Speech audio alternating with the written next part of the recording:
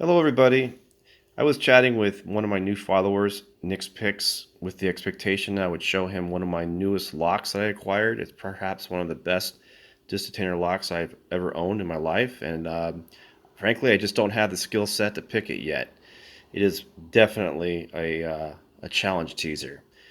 And frankly, I'm not very good at picking Detainer locks, and I've done some light experimentation, and I bought this overpriced tool several years ago. And what I mean by overpriced, it's worth every penny, but I just haven't got the use out of it.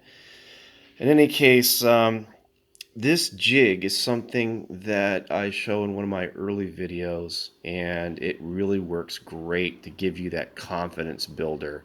And that's really what I needed. I needed to build my confidence to make sure I still have the skill set to pick disc detainer locks because it's been a long time for me.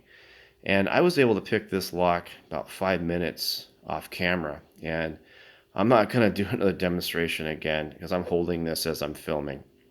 So in any case, this jig is a dowel centering jig that I bought and repurposed it and added some extra features to it in order to make it work. And I did a lot of research, and I happened to stumble on something online, and I said that would work if I.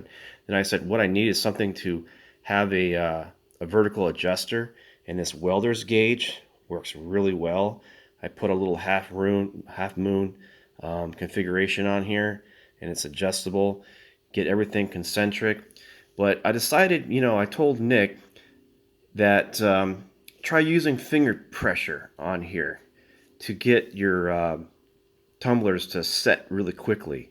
And frankly, I've never opened a lock before using front tensioning. I know it's probably the most typical method, but I've always tensioned and opened these locks from the rear disc. So I decided to give it a go. And I used this tool that I made today. This is out of high-speed steel and a repurposed handle from AliExpress. They're cheap, honest dong sheet dimple picks. And basically rotated all of the tumblers to the right as far as they'll go and stuck this thing in, squared everything up, got the tool level. But then I decided, well, you know what? I need some more hands-free capability here. So I added 2 zip ties because these weren't long enough. And that puts a lot of pressure on that front disc. And I have the lock oriented so that I would say the bar is basically, if you want to call this north and call this south of the keyway. So the bar is laying horizontally south of the keyway. So I'm putting all this downward force on that front tumbler that's going to really cause a lot of pressure on that sidebar.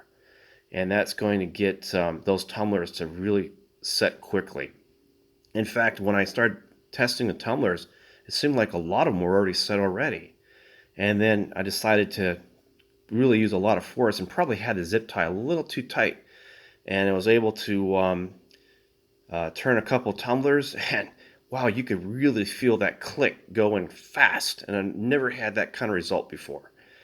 So what I would like, if anybody's watching this video, is to try this technique using a zip tie and some sort of jig that you made. And tell me what you think. And I think you're going to be really impressed. Just be careful you don't over tighten it because you don't want to damage the primary pick inside. But wow, I'm really impressed with the result today. So I hope everybody learned something new as I did. And thank you for watching and have a great day.